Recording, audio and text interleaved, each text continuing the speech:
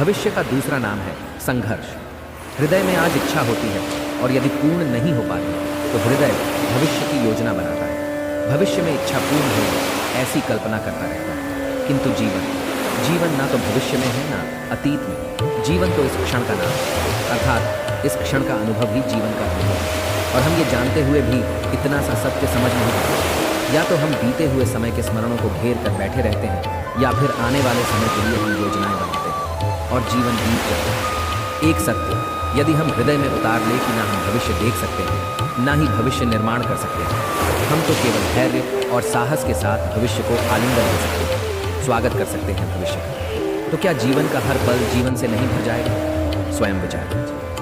कभी कभी कोई घटना मनुष्य के जीवन की सारी योजनाओं को तोड़ देती है और मनुष्य उसे आघात को अपने जीवन का केंद्र बनाता है। पर क्या भविष्य मनुष्य की योजनाओं के आधार पर निर्मित होते हैं?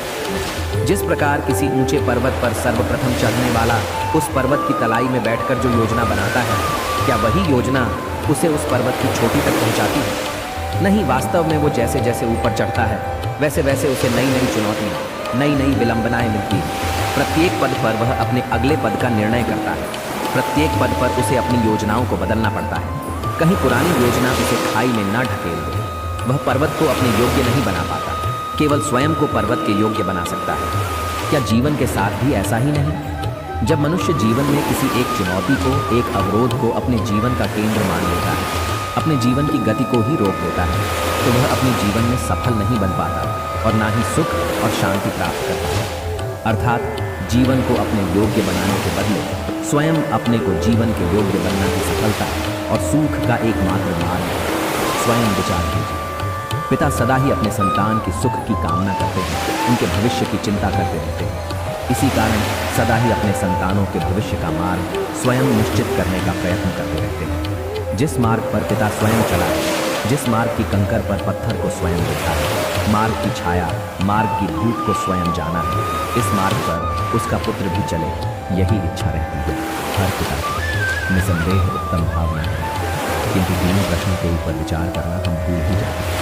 कौन से प्रश्न? पहला प्रश्न, क्या समय के साथ प्रत्येक मार्ग बदल नहीं जाता? क्या समय सदा ही नई चुनौतियों को लेकर नहीं आता? तो फिर बीते हुए समय के अनुभव नई पीढ़ी को किस प्रकार लाभ दे सकते हैं? दूसरा प्रश्न, क्या प्रत्येक संतान अपने माता पिता की छवि होता है? हाँ, संतानों को संस्कार तो अवश्य माता पिता देते हैं, किंतु भीतर की क्षमता तो ईश्वर देते हैं।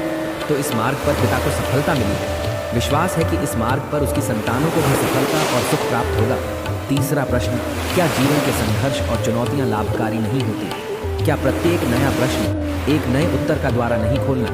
तो फिर संतानों को नए नए प्रश्नों, संघर्षों और चुनौतियों से दूर रखना, यह उनके लिए लाभ करना कहलाएगा या हानि पहुंचाएगा? अर्थात जिस प्रकार संतान के भविष्य का निर्माण करने के बदले उसके चरित्र का निर्माण करना श्रेष्ठ है, वैसे ही संतानों के जीवन का मार्ग निश्चित करने के बदले उन्हें नए संघर्षों के साथ जूझने के लिए मनोबल व ज्ञान देना अधिक लाभदायक नहीं होगा। स्वयं विचार कीजिए। जीवन का हर क्षण निर्णय का क्षण होता है। प्रत्येक पद पर दूसरे पद के विषय में कोई निर्णय करना ही पड़ता है और निर्णय अपना प्रभाव छोड़ जाता है। आज किए गए निर्णय भविष्य में सुख अथवा दुख निर्णय करते हैं, न केवल अपने लिए, अपने परिवार के लिए, आने वाली पीढ़ियों के लिए। जब कोई दुविधा सामने आती है तो मन व्याकुल हो जाता है, अनिश्चय से भर जाता है। निर्णय का वो क्षण युद्ध हो जाता है और मन बन जाता है युद्ध। अधिकतर निर्णय केवल मन को शांत करने के लिए। क्या कोई दौड़ते हुए भोजन कर सकता है? तो क्या युद्ध से जूझता हुआ मन को योग्य निर्णय देगा? वास्तव में शांत मन से जब कोई निर्णय करता है तो अपने लिए सुखद भविष्य बनता है, किंतु अपने मन को शांत करने के लिए जब कोई निर्णय करता है तो वह व्यक्ति भविष्य में अपने लिए काटो खराब वृक्ष लगता है। स्वयं विचार कीजिए। सबके जीवन में ऐसा प्रसंग अवश्य आता है कि सत्य कहने का निश्चय होता है हृदय में, किंतु मुख से सत्य निकलता है। कोई भय मन को घेर लेता है। किसी घटना अथवा प्रसंग के बारे में बात करना या फिर स्वयं से कोई भूल हो जाए उसके बारे में कुछ बोलना, क्या यह सत्य है? नहीं, ये तो केवल तथ्य है।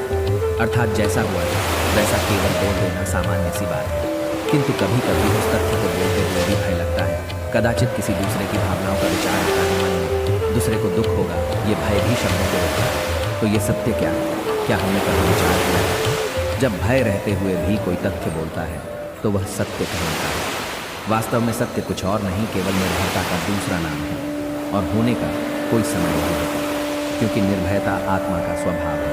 अर्थात क्या प्रत्येक क्षण सत्य बोलने का क्षण नहीं होता? जीवन में आने वाले संघर्षों के लिए जब मनुष्य स्वयं को योग्य नहीं मानता, जब उसे अपने ही बल पर विश्वास नहीं रहता, तब वह सद्गुणों को त्याग कर दुर्गुणों को अपनाता है। वस्तुतः मनुष्य के जीवन में दुर्बलता जन्म ही तब लेती है जब उसके अंतर में आत्मविश्वास नहीं होता। आत्मविश्वास ही अच्छाई को धारण करता है। ये आत्मविश्वास है जब मनुष्य ये मानता है कि जीवन का संघर्ष उसे दुर्बल बनता है, तो उसे अपने ऊपर विश्वास नहीं होता। वो संघर्ष के पार जाने के बदले संघर्ष से छूटने के उपाय ढूंढने लगता है। किंतु जब वह यह समझता है कि यह संघर्ष उसे अधिक शक्तिशाली बनाता है, ठीक जैसे व्यायाम करने से देह की शक्ति बढ़ती है, तो प्रत्येक संघर्ष के साथ उसका उत्साह भी बढ़ता है। अर्थात आत्मविश्वास और कुछ भी नहीं, मन की स्थिति को, जीवन को देखने का दृष्टिकोण मानते हैं, और जीवन का दृष्टिकोण तो मनुष्य के अपने वश में होता है। स्वयं विचार कीजिए, ज्ञान प्राप्ति सदा ही समर्पण से होती है। यह हम सब जानते हैं, किंतु समर्पण का वास्तविक महत्व क्या है? क्या हमने कभी विचार किया? मनुष्य का मन सदा ही ज्ञान प्राप्ति में विभिन्न बढ़ाव को उत्पन्न करता है। कभी किसी अन्य विद्यार्थी से ईर्ष्या हो जाती है, कभी पढ़ाए हुई पाठों पर संदेश जमता है, और कभी गुरु द्वारा दिया गया दंड मन को अहंकार से भर देता है। नहीं, क्या ऐसा नहीं होता? न जाने कैसे कैसे विचार मन को भटकाते हैं, और मन की इसी अयोग्य की स्थिति के कारण हम ज्ञान प्राप्त नहीं कर पाते। मन की योग्य स्थिति केवल समर्पण से निर्मित होती है। समर्पण मनुष्य के अहंकार का नाश करता है। ईर्ष्या, महत्वाकांक्षा आदि भावनाओं को दूर कर हृदय को शांत करता है और मन को एकाग्र करता है। वास्तव में ईश्वर की सृष्टि में न ज्ञान की मर्यादा है। ज्ञानियों की गुरु दत्तात्रेय ने तो गाय और श्वान से भी ज्ञान प्राप्त कर लिया। अर्थात विषय ब्रह्म ज्ञान का, या जीवन के ज्ञान का, या गुरुकुल में प्राप्त होने वाले ज्ञान का, उसकी प्राप्ति के लिए गुरु से अधिक महत्व है। उस गुरु के प्रति क्या यह सत्य नहीं? स्वयं विचार कीजिए।